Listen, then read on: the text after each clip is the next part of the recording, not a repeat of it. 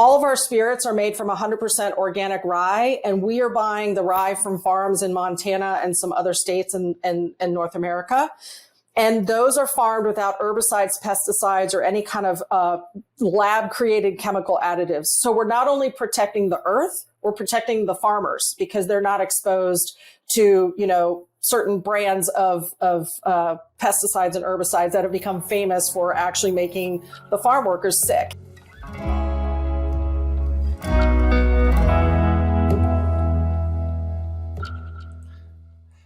Hi, everyone. Welcome to the show where every week Jonathan and I meet with live professionals looking to get mindful advice on their business challenges. Today on the show, we have Allison Evanow. Welcome to the show, Allison. Thank you. Thanks for having me, you guys. Absolutely. So Allison's coming to us with a bit of a challenge around her post-COVID supply chain, a fascinating issue that we chatted briefly about. So we're excited to dig into that. But before we do that, Allison, why don't you tell us a little bit more about yourself and your business, and then you can explain the challenge in a little more detail. Okay, great. So I'm the founder and CEO of Square One Organic Spirits. We were the first all organic spirits company in the whole country. I started it quite some time ago. Over 18 years ago is when I first had the idea, and we launched our first product, which was a straight organic rye vodka in 2006. We have primarily been a spirits company over the course of our history. And the idea behind Square One was to really use all natural botanicals and grains as our base. None of these lab coat created flavors that are rampant, unfortunately, in the vodka category. And so everything we do is using real plant-based botanicals and infusions in our spirits. 2 years ago, we launched a line of non-alcoholic cocktail mixers like Bloody Mary, ginger syrup for Moscow mules, lemon lime sours for different types of cocktails, and pomegranate cocktails as well. And also the ever so popular right now canned cocktails as well. But what's interesting is that those launched in the middle of COVID, and they kind of were my saving grace because they are very retail focused. Whereas my spirits line has historically been more in what we call in my industry, the on-premise, which means bars, restaurants, and hotels. So, of course, we took a big hit during COVID on the sales side with spirits. And now that we're kind of post-COVID, the biggest challenge I'm facing right now is, and most people can imagine this intuitively, is that a lot of people who were bartenders, buyers, beverage people in restaurants, hotels have either moved on, or even if they're still in the industry, they're at a different place because they all were displaced. And you couple that by the fact that a lot of my distributors across the country furloughed or outright got rid of a lot of their on-premise sales divisions because there was not a whole lot to sell to. And now we're back with all new everybody. We're new buyers, new accounts, some shut down, some are still have come back, but also especially new salespeople at my distributors nationwide. And so the challenge I'm facing is, instead of just the automatic, oh, everybody's back, we're going to get all of our sales back, I need to retrain both my customer base in the on-premise for my spirits, and more importantly, my distributors. And we have to do it fast. I can't just get on the plane and go visit 40 states and try to, train everybody in person. So that's my challenge. I was hoping maybe we could come up with some interesting ideas for how to rapidly retrain my distributor sales force and get the brand back in front of our best customers, which are the bars, restaurants, and hotels. Allison, just a question before we know it's urgent. We're going to get into it very quickly, but sure. What's the benefit of organic, or what's the downside of all those fillers and additives or whatever it is that's going into the other drink makers? Yes. Thank you. Thank you for asking. It's interesting because when we first started, there was a lot of skepticism. People said, well, it's alcohol. You're cleaning it up when you distill it. So what does it matter that it's organic?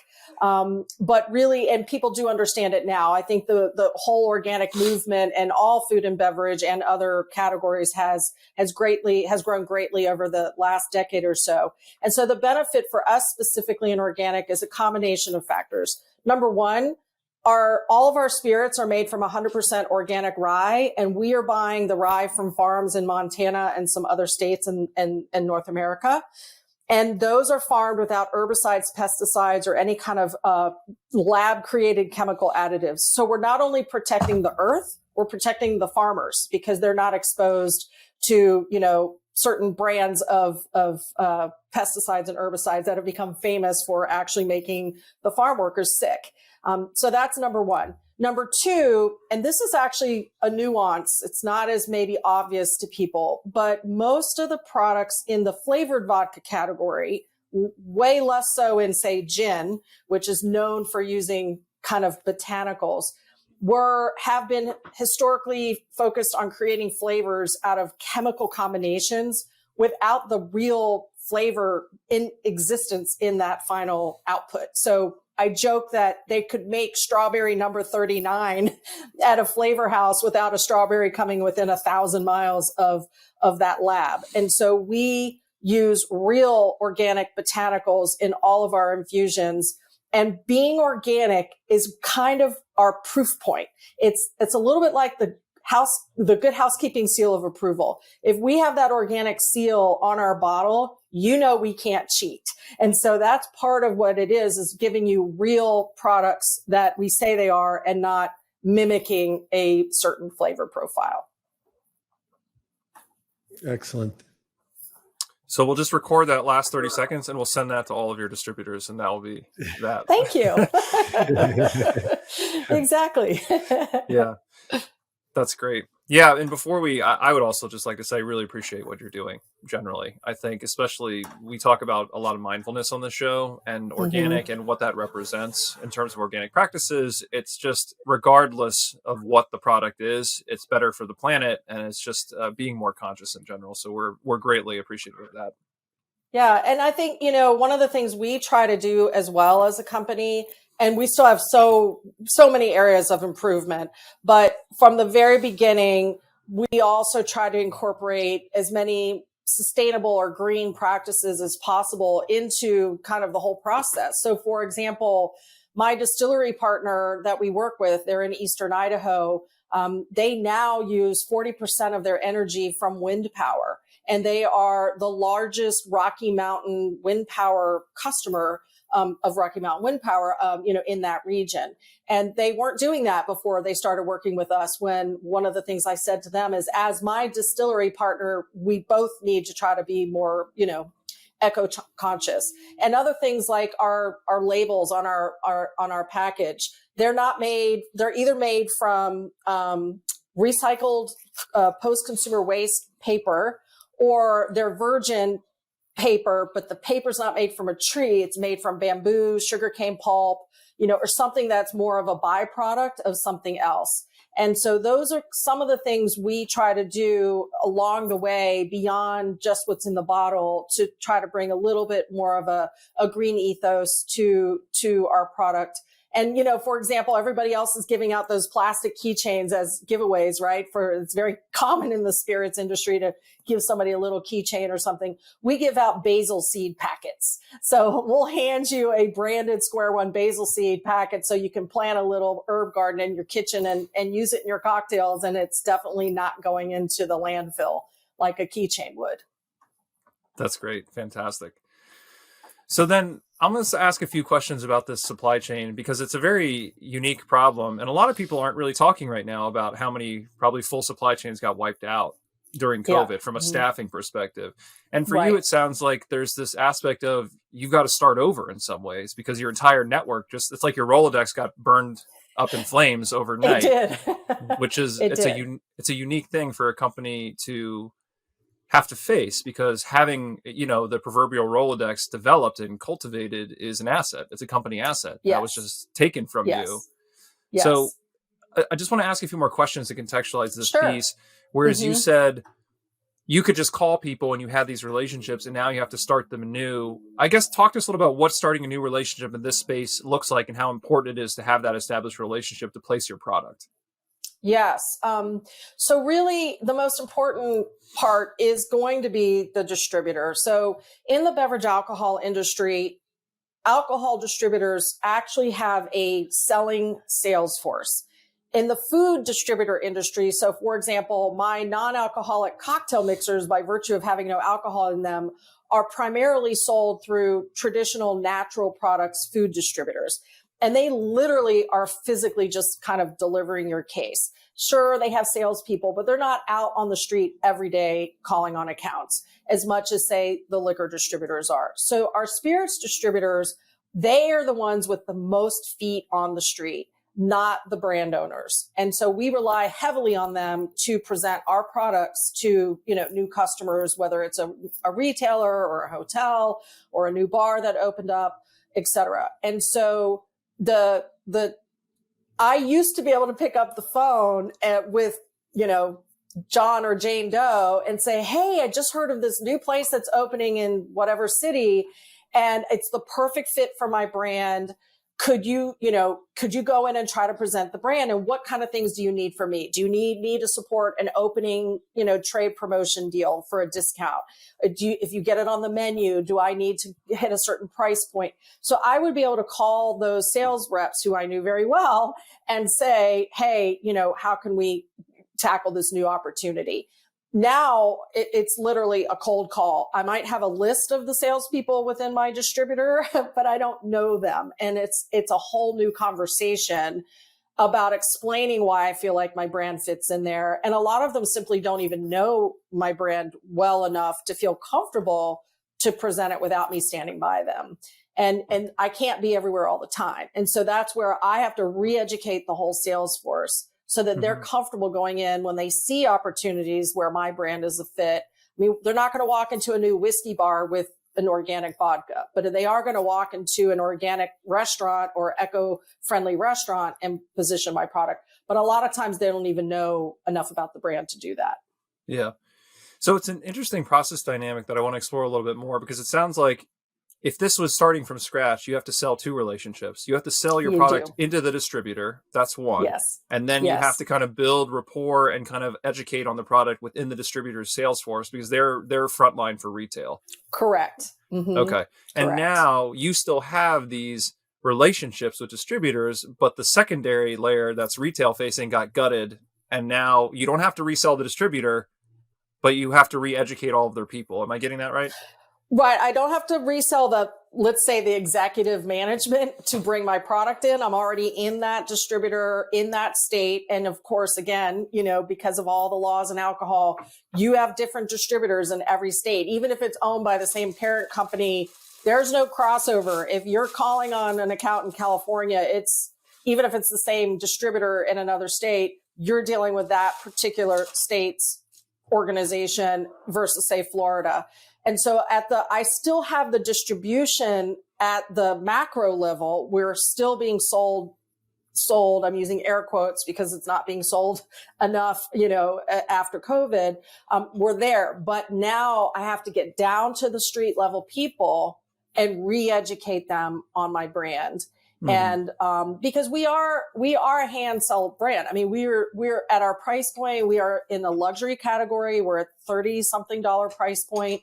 This is not just something where you go into an account and just you sell it in on price. You have to sell it in on how it's made, why it is what it is. And in particular for our brands, being that they are cocktail menu brands, you have to sell the bartender on why they should put our brand in a certain cocktail to make them more money. And so that's not just selling the product, it's selling what I call a cocktail solution or cocktail solution selling.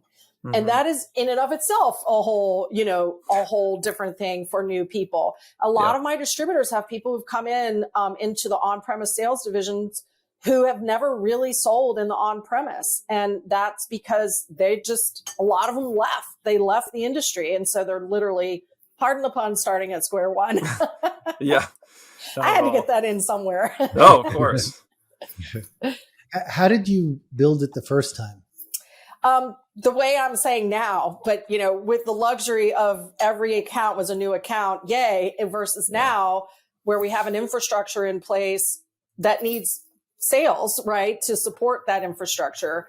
But it was that way. It was very much going to the market. I opened 100 accounts in the on-premise, on my own with the help of a part-time brand ambassador. So between the two of us, we opened 100 accounts in San Francisco when I very first started in 2006. And that's when we said, okay, we can't open anymore because we can't handle delivering, to 100 accounts. And that's when we first got a distributor. And then the general rule of thumb with liquor distributors is you are, flying to the state and you're getting in front of the sales force, and you literally only get usually 15 or 20 minutes max. And you're educating them on the product. Now, the good news about COVID is that pre-COVID, I used to say to my distributors, why are you making me get on an airplane for a 15-minute meeting? Wouldn't you rather have me spend that money on sales incentives for your people or whatever? But they just literally were not equipped to host, Zoom meetings or whatever. Now they are. So that's the good thing, is you can get away with some Zoom meetings.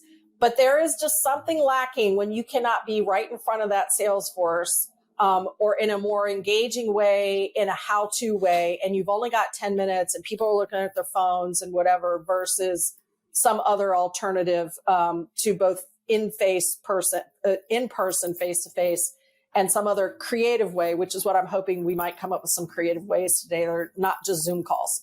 Yep. Are all ultimate buyers equal, like in terms of the result for you? You mean the person who's finally buying the product and using the product? Exactly. Well, the person who ultimately has to receive the message and make a decision. Yes. So again, the on-premise versus retail, the ultimate buyer at retail is the end consumer. And it doesn't mean that the end consumer is not your ultimate buyer in a bar either, but they have less of a decision-making tree, if you will, in the on-premise than, and less distraction of choices in the on-premise versus, say, retail. So if we just look at the on-premise, which is where my challenge lies more so than retail, we didn't lose retail distribution where we had it. We just, whereas, we lost and now we have to regain. Yeah. So yes, it does matter, because the person who we call them the gatekeeper, the bartenders and the bar buyers are the gatekeepers. And so not only do they need to buy into having the product on their shelf, but in an ideal world, they drink the Kool-Aid. They understand how the brand is made, what makes it special, what makes it different.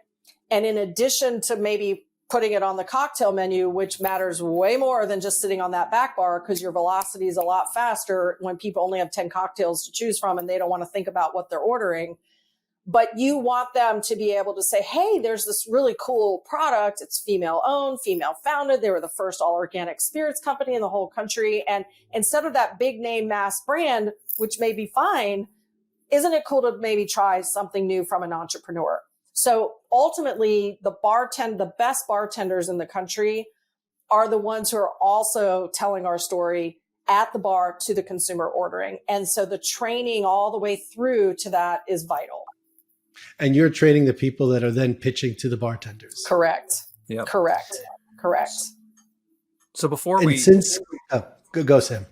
I was going to say, the incentive structure you started to mention, I do have another, I think I want to pick at that just a little bit before we dive in, which is, so you're in the distributors are the ones who sales folks are out there selling sort of these on-premise accounts. What is the incentives there? Why would they prioritize learning you versus any other accounts at the distributor? Could you talk a little bit about those dynamics process-wise? That is a fabulous question, because it is like the $1 million question. So obviously what's important is for them to present a product that they feel fits that account to the degree that it will generate, multi-case sales that then affect their commission, right? So like I said, they're not going to walk into a new whiskey bar and they have 15 whiskeys, in their portfolio, and they're going to present a vodka. They're not, because then they aren't going to make enough money. They're going to present, whiskey. But same thing holds with some brand that might be, knowingly made with fake ingredients, if you will. They're not going to present that to a sustainable account. So really the key for them is understanding their target, which products in their portfolio fit the target, and which products they present have the best chance for placement and velocity, because the velocity is going to put money in their pocket. So as an example, my Square One cucumber organic vodka, first cucumber vodka in the world, launched in 2008. It is one of those that I tell my sales reps, this is your moneymaker. This is the one, if you have a patio bar that people are outside and they're drinking 2 or 3 drinks over the course of maybe 2 or 3 hour meal because it's relaxing or whatever. This is the product that is so fresh and refreshing that you want it on the cocktail menu. It's going to make you, a lot of money. Whereas if they're going into let's say a steakhouse, right? We do have some national placements at J. Alexander Steakhouse, at Morton Steakhouse, at Steak 48, which is it's a small chain based out of Scottsdale, Arizona. And guess what sells in a steakhouse? Martinis, right? So it is about identifying what cocktail and what product will make them the most money in the right account. And they have to filter through their portfolio and make that decision. But a lot of times it's easier just to sell the product that's got the biggest buzz of the moment and forget some of the other products in their book. Mm-hmm. And you don't control who they target as customers typically. You just kind of have to know, you have access to know their general retail targets, but beyond that, that's on them. We generally know who what we call it, their account universe. And different distributors of different sizes have different account universes. And so within that world of account universes, we will tell them we are targeting A, B, and maybe C+ accounts.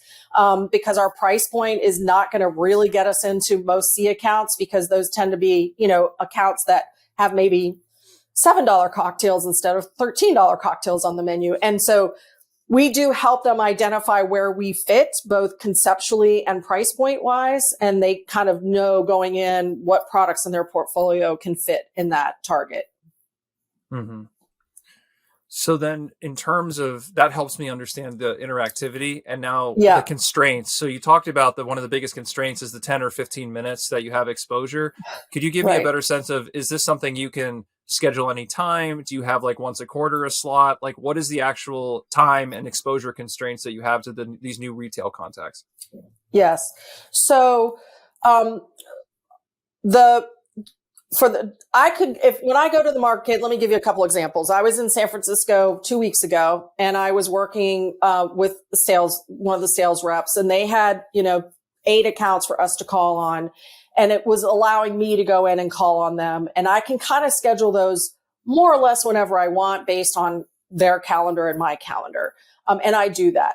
But the distributor one is the key one, because educating 150 salespeople in the state of California is going to be far more effective than me calling on 8 accounts in one day in San Francisco.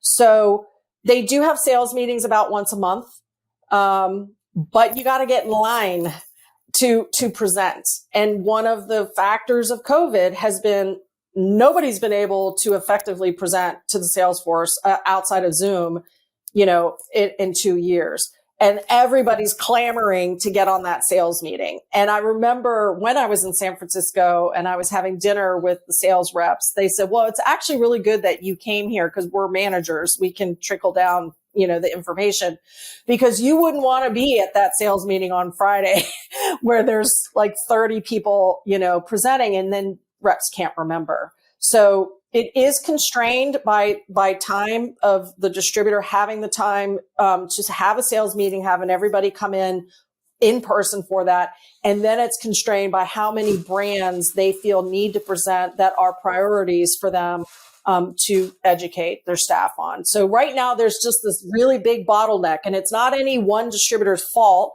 It's what happened with COVID, and it's happening all over the country with pretty much every distributor. And I'm trying to figure out how to break through that bottleneck without getting on an airplane and going to every state, which will take me 6 months to do.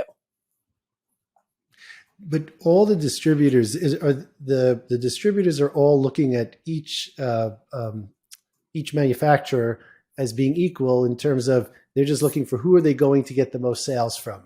Yes. Like that's their objective. Yes. So your mission is I don't want to say irrelevant, but it's only relevant to the extent that it could result in more sales. Correct. What I was trying to get at before with the, looking at the how the market might have shifted, there's probably more organic, more awareness, as you said, than maybe the first time you went around it. Right. Is there any other process besides or in addition to the distributors to tap into the sense of mission so that there's either more pull or the people that are trained are more likely to generate their own sense of mission other than the incentives alone? I think that is maybe if we had a takeaway from that today, and some ideas for that would be good, because I do feel like the pull is really important. And that's more what I've been working on, during and after COVID is I am trying to do more of my own contacting, even if it's desktop contacts, because they're 4 states away, to present my brand via email or something or a call to create that. But that's not terribly efficient either. It's literally, again, one by one. So I would love to find a solution to that. Unless anyone who fits that profile thought on their own, hey, I should be reaching out for this. Right. And actually it has always happened, and it's happening again. It's interesting. I belong to this kind of Facebook group called Who's My Rep? And it was started by an industry person who has tons and tons of experience on both sides of the industry, at the bar and on the sales side. And he was saying one of the biggest challenges a lot of the bar people are facing right now is they don't know who's who, even at their distributor, at their supplier. And people like me are called suppliers. We're the ones that own the brand. They don't know who the supplier rep is in their region. They don't know who the distributor rep is in their region. And they're starting to create new menus and new things. And they literally will go on and post on Facebook, okay, I'm opening a new bar, or I'm doing the new beverage menu for XYZ restaurant. Here are the brands I'm interested in. Who are the reps? Or here are the categories I'm interested in. Who are the reps? And one woman recently posted, these are the things I want. And then at the end, she said, by the way, if there are any women-owned brands, ping me. So I'm like, I'm right in there, right? So there are ways for us to get there, because there is a lot of pull requests right now because of all of the chaos. So it could be very good to just kind of not rely only on trying to re-educate my distributors, but to do a really good job of getting directly in front of the bartenders to let them know we exist and facilitate coordinating them with the new or reps. the owners, right? Like, because it's inconsistent with their mission. If they have a specific mission and they're serving products that are inconsistent with that mission, right? And so the question is, where are they going? Because it's not just the distributors who are, So you said somebody makes a list of all the products they want to buy. Mm-hmm. How do they make that list, and where are they going for that information?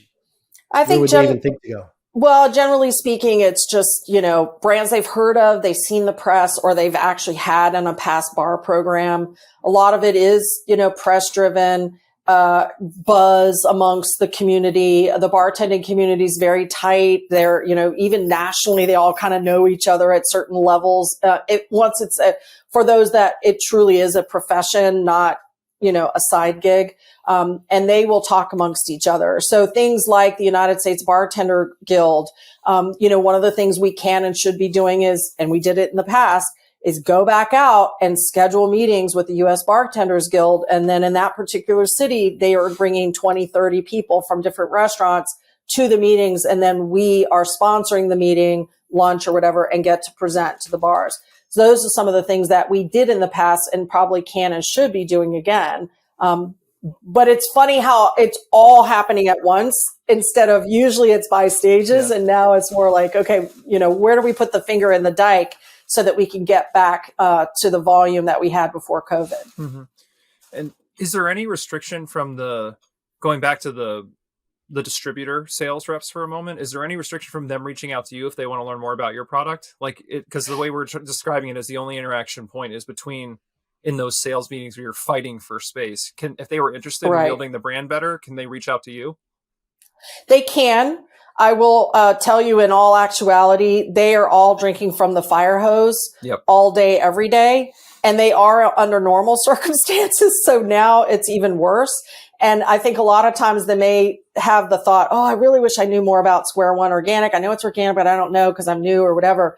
And then I think in a way, sometimes they hold back because they just have so much on their plate. And that part I understand, right? I can't ever get upset with my distributor salespeople when I know they're trying to learn, hundreds and hundreds up to thousands of brands, but they can, and some do, but it's not as often as you would think. Mm-hmm. Yeah. And that's where I think I'm ready to start giving some creative ideas. Okay. So from my well, those side. are all great questions, by the way. You really dug in fast. You kind of pinpointed it. So yeah, it's our kind of crazy process vision. So I'm building the process. So now I can kind of take a look. So the thing I would say, the first thing I want to start a little higher level, because what I would advise is in the present moment, if you take away the historical precedent, what you're trying to do is going to be very difficult. And there's a lot of what you're trying to do that's driven by trying to recreate what was lost in the pre-COVID market. And that's going to, as a starting point, I just want to call attention to it because it can strain your thinking. Because the purpose, your purpose right now is to build relationships, but the true value objective is that those relationships yield the sales of your product at a velocity that will kind of match what you had before. But there's a lot of different ways you can do that. So like you mentioned, this frustration and this tension you feel about getting in line and doing what every other supplier is trying to do to recreate the network that they had, that's going to inherently be, it's almost like a reactionary response to trying to create what was lost. And that's why I'm going to bring this conversation to the present moment, where what you're looking at is all these distributor relationships and now no sales relationships all of a sudden. So if you kind of erase the past and you focus on like, what am I trying to solve right now? And what is the most efficient way to solve it? It may not necessarily be waiting in line. And how can but we can talk about that too, but I just wanted to put that out there because it will start to change, I think, the way we think about the situation. I agree. Jonathan, you look like you were going to add to that. No, that's exactly that was the point of all of my questions was that it's a whole new world right now. Yeah. And so there's good and bad about it, because the good is you don't have to educate maybe quite as much about the benefits of organic and the like, and maybe there's a lot more people that are open to it. The bad is that you have a conception of what success is, and you're trying to get back to it and get back to it the same way. But the reality is whatever it is today, and it's day one today. Yeah. And so the question is, in a new world where maybe organic where sense of mission is maybe stronger in terms of you have a larger community of people who might feel the same way, is there a way to tap into that and simultaneously put some effort into the old process, but look at it as for the reality that it is? Because you're almost saying, how do I scale those interactions? But in some instances, people you wouldn't even have the opportunity to get into that, queue. So like it might not even be a viable option in some scenarios, and letting it go rather than trying to, not fully letting it go, but I'll give a couple of suggestions there, but not trying to just put all the energy to recreate something that may not exist again will free you up to conceive of other possibilities. Right. And that's exactly what I was hoping would be part of our discussion today, because I know I'm kind of, I'm blocked in the sense that I'm used to the way it used to happen. And because we had distribution and we had success, if I went to a sales meeting, I went because maybe there was a new sales manager or a few new people, or I was going to work the market. And so I said, well, if I'm going to work with the rep, I might as well go to the full sales meeting, and I'm here. And it was refresh their memory and retrain, but not retrain the whole country. So you're right. Yeah. And the other thing that it points out, I'll just add just one more comment, Sam, is the difference between scaling when there's a sense of mission and scaling where you're equal to all your competitors. So if everyone's equal in terms of it's just a price, and there is no additional value to the mission, that could evaporate in one event like COVID. Right. If there's a sense of mission, that can persist because people will keep searching that, and that'll create a greater pull. So that's why some of where I was going was a suggestion about how to generate some more of that mission and pull, and rather than just trying to compete the way you have successfully, amazingly, but not as sustainably. Right. Okay. I like that. Yeah. And the whole idea, I think I'm going to come back to this too, on push versus pull. We're going to talk about that because a lot of your frustration energetically is that now you're getting into this frenzy with everyone else in your position where you're pushing and you're trying to push into a crowded room. Yes. And like, how do we generate pull is going to be a central theme in some of the advisement I think we're about to give, because you're never going to succeed pushing in any scalable way, because trying to push yourself into a crowded room to do networking, it's like you know better than we do. It's a definition of insanity. Like when you see a room full of people and you're trying to shoulder in to like shake a hand and give a card, it's very difficult. And that brings me to a point where I want to articulate, which is you came onto the show saying we need to figure out how to scale this training or scale this message. But what you're actually trying to do is scaling relationship building. And there's a huge difference there, because what you lost was the relationships. You didn't lose somebody who could learn about your product and could talk about your product. You lost the knowledge of how that could benefit them. You lost a reciprocal relationship where you had somebody you could call who could benefit from engaging with you. When you think about rebuilding that from scratch, you're not going to recreate that by throwing knowledge at the person, because that's not how you build a relationship. So it would be kind of the wrong direction to say, because we could help you through, we could have jumped on and said, like, there's all these videos you could make and there's all these different digital things you could do. But what you're fundamentally articulating is you're trying to think about it like, how can I get my information back to these people that don't know me and expect them to wield it? But what you actually need to scale is the relationship building component, which is more difficult. Right. Yeah, especially because when I think back to the days of pre-COVID and even earlier times when maybe there were sales reps who left pre-COVID, and we could pick up the phone and I would say, hey, I really need your help getting a couple more accounts because we're not really going to hit our numbers. And I know you love the brand and I know you know how to sell the brand. And it was very much this one-on-one. And they're like, yeah, I'm going to do this for Allison and I'm going to do this for Square One. And I want to do that. That doesn't exist at all. And so you're right. It's got to go beyond the transaction of the training, because then the loyalty that I was able to build over the years was very thick, and that's gone. And so it's not just the retraining. I think that's a really good point. Mm-hmm. Yeah. Go ahead. I was just going to, just a quick tangent. How do you do the training now though? Like, is it all just live? You like just speaking to it? Yeah, I mean, it's still very driven by Zoom a lot of times, because only a few distributors have finally opened up to in-person training, but it's kind of the same format one way or the other, whether it's Zoom or other. And it's literally just kind of presenting on a PowerPoint to them about the different products, the profiles, and most importantly for me, how to sell my brand in that's different than competitors or other things. So it's very product driven and very cocktail solution driven training, and very dry, because especially when it's on Zoom, you don't even get to say hello to the people on the way in the room or out of the room. And believe it or not, even in those in-person trainings, just the few seconds you might be able to make eye contact and have a quick hello with somebody is better than somebody just on Zoom. And that's the relationship side. And I'm just thinking purely of, you had mentioned before, if somebody wanted to know information, they'd be confused where to go, or I'm wondering, even if they knew where to go, what would they see? So to the extent that the original question was, how do I scale this? And, we're always looking to automation. I think we would still recommend that you have very short bits available for people. Right. And I would still record what you do, because that'll focus your energy on what elements of the message are unique and what elements of the message are really not relevant, because it was all what happened after the presentation that mattered. Because you still need to solve that problem, because once there's pull, the drive for information or knowledge goes up, and you won't be able to scale that either. Right. So you definitely need to have those available. And for that, 15 minutes is way too long anyway.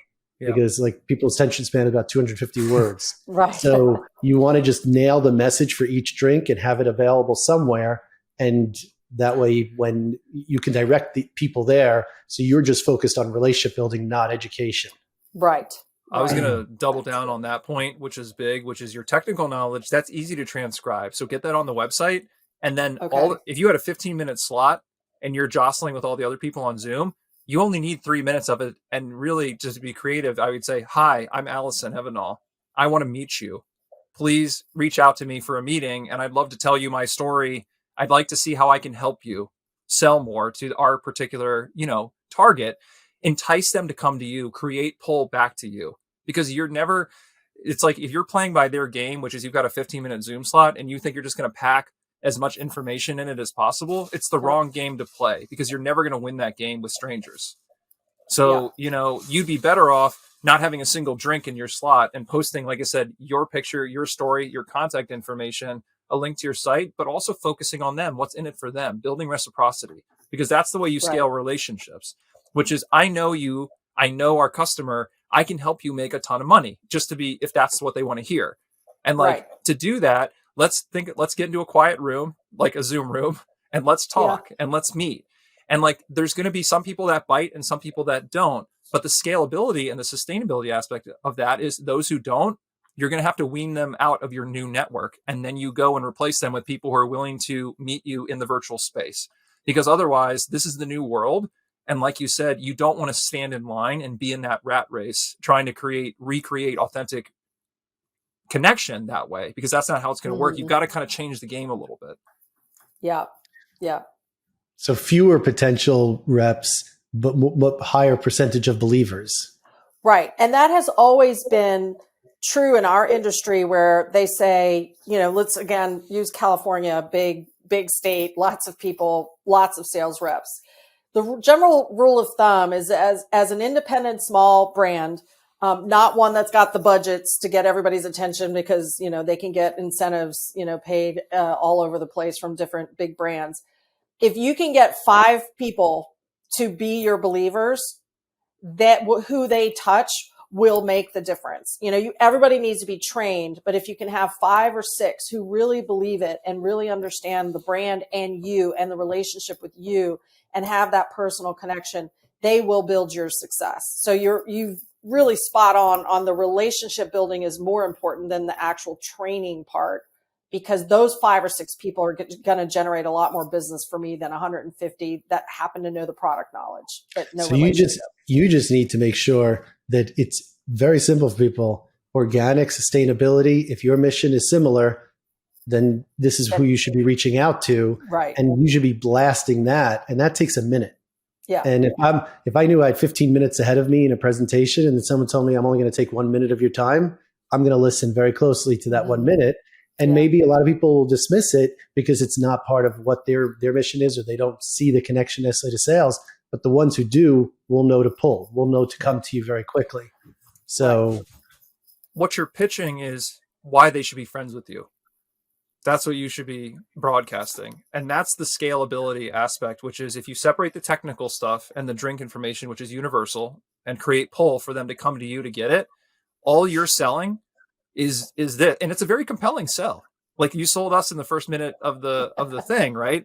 You are really, you're one of the progenitors of more conscious spirits, production and consumption. I mean, I would think right now that's a very compelling story. And if you're just throwing drinks and you downplay yourself, comparing yourself to all the other drinks, just say, we're available. We want to create a relationship. And really the process you want to focus on, the scalable aspect, is why would they want a relationship with you? What's in it for them? Yeah. What are you going to do for them if they put in the time to reach out and create that relationship? But you're never going to push a relationship on somebody. You've got to you think of it more of like the process is speed dating. Why would they want to talk to you? Why would they like you from a supplier standpoint? And then bring them in, and don't chase people that don't come. It's like setting a boundary, because that's how it makes it sustainable, your effort. Because like you said, you can't fly everywhere now. You can't recreate what you had. Yeah. And my wife, we only have organic here. But she'll search it out. Like, so in other words, it's not that community care about it they're not going to be, oh, well, I guess there's no choice. Here's the option that I have, like something with, strawberry 39 in it. Yeah. That's not an option. So there's a lot of pull that already exists. And the question is, like I was saying before, the people that are purchasing, either the consumers that are going to push the restaurant, or I think it's really the restaurants, if they know that this is available, and it would be consistent. So I think it's identifying, in addition to the distribution channel you have, again, where are they going for their information, or how to get information in front of them in a scalable way. What sources of information, what things are they reading, what social media, et cetera, and trying to be there as much as possible.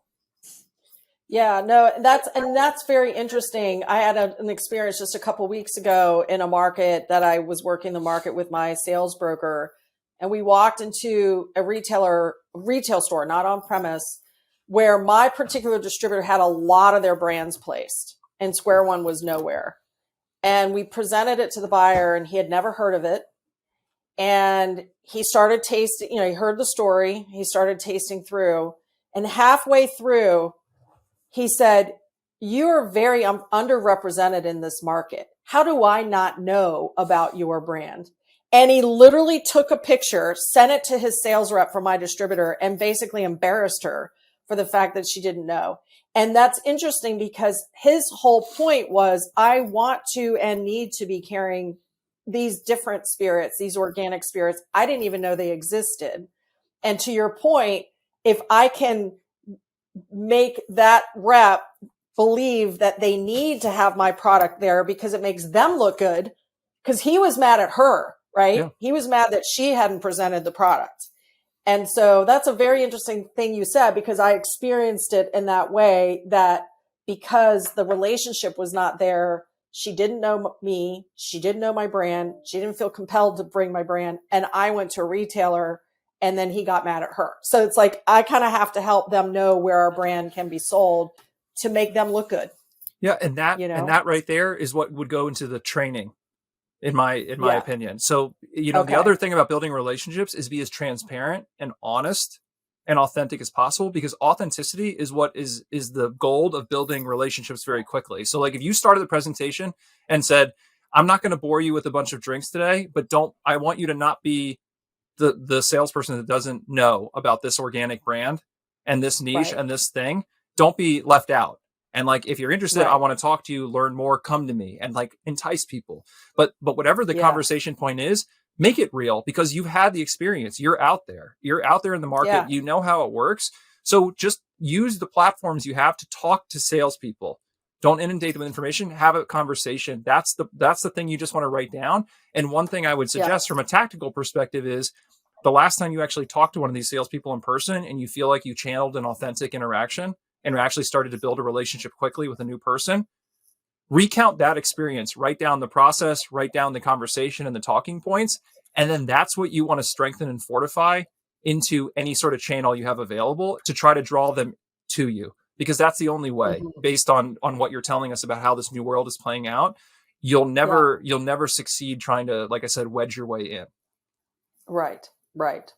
Yeah, it's like we have to poke the hole from underneath the hourglass. The sand is stuck in the hourglass, and I'm trying to push it through. And instead, I've got just one little pinhole through that sand will hopefully unlock the bottleneck. So, and what you described is a general, what we espouse in every domain, which is, when you feel a lot of resistance, when you give energy to resistance, you're just going to reflect resistance back at you. There's always going to be a way where if you create the space to kind of feel into what you're experiencing, there'll always be another hole to pinprick, or a shortcut, or a different way to look at it. But generally, if you feel blocked, it's a sign that it's not where you should be spending your energy. Go to places where you feel excitement, where you're having success. And because that's the basis of a sustainable process effort on your part from a business perspective. Because if you feel like this is hard work, how do I continue to push through this hard work? You're failing before you start, because you should always be pushing where the work feels easier or comes to you more easily. Yeah, it's so funny. That is so helpful, just to flip the mindset. of that for me, because I have been like, how do I get back? How do I get back? How do I get back? It's just weird how just a little bit of words can change the way that I think about the process. And I think that example in the retailer was, I walked out of there on cloud 9, because he's like, I'm bringing them all in, and where have you been? And where has this been? And, and I've been doing this for a very long time. And so it was kind of one of those like, see, there's still ways to do it, but you're right. I think if I had just pushed the rep instead of finding a way to be more positive on that way, we might see a little bit faster, if you will, rescaling of the business. So thanks. That's great advice. Because imagine the difference in the energy of pushing all the sales reps and having to replicate all of that versus doing a few of those interactions with that buyer, because that buyer is a believer. That buyer is going to generate a lot more energy. So if you talk about scalability, that's obviously better for your energy, which means that it's going to be better for actually ultimate sales. Yeah. So that's definitely a better place to be trying to scale those opportunities than sales reps that might evaporate again. Yeah. Well, and they do. There's going to be natural turnover all the time. You're constantly retraining, right? But that is interesting, because we happen to be retraining en masse right now.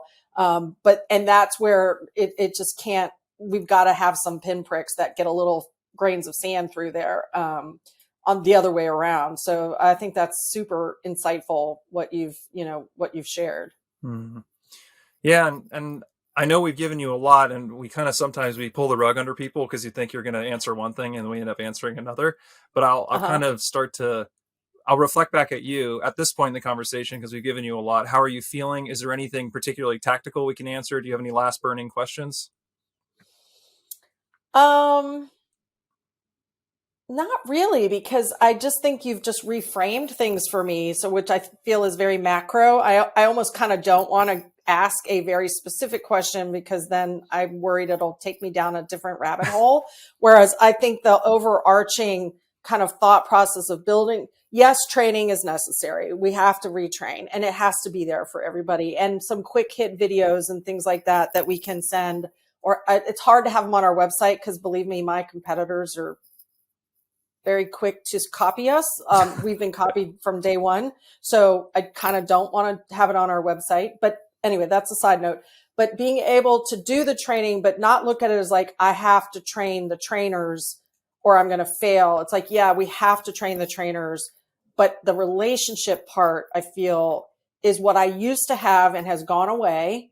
And I've got to find a way to rebuild that, because the few relationships, whether it's with the retailer, like this particular gentleman who I know is now, going to tell other people what a great brand we have and hand sell it to consumers. That I think is what's going to really unblock the bottleneck, more than people feeling they have the technical knowledge to go in. Because I think that has been part of our overall success over the years has been relationship based. And right now, I don't feel it's relationship based, and I'm going back to training. And I think, I don't know. I know I'm repeating myself, but it's because I'm trying to kind of get it in my head what you guys have given advice on, and I think it's spot on. Spot on. It's great. I always just like to. We're going to wrap up here in a second. I just want to make sure I know you came in with a very tactical mindset, so we always like to make sure we're not failing you in anything particularly tactical. But what you just reflected is where I also would say you're internalizing that paradigm shift, and I can feel in you. You have the creativity. You have the means. You know how to talk to your product, and you know how to make it in different things. It's just you weren't putting that knowledge, applying it to the right process. And with this shift, you will be able to be unblocked. And I can feel it. There's a lot of your own creativity that will start coming back forth to kind of tackle this, because you're not going to feel like you're walking uphill with a weight on your back. And that's going to change the perspective. And so that's what I was just confirming, but I don't think you really need a lot of tactical advice. So it's really nice to hear you saying that back. I think with this, once you internalize, it will kind of give you a fresher start on a new direction. Yeah, absolutely. Absolutely. Yeah, no, thank you. Very, very helpful. Yeah, of course. Well, thank you, Allison, for coming on the show. It's been a real treat speaking with you. And I'm sure, your industry is fascinating. Really love your mission and your products. So For everyone listening, thank you for tuning in. If you or anyone you know would like to come on the show, we love guests. We love your comments. We love your engagement. But other than that, thank you again, Allison, and we'll see you all next week. Thanks, guys. Appreciate it. Take care.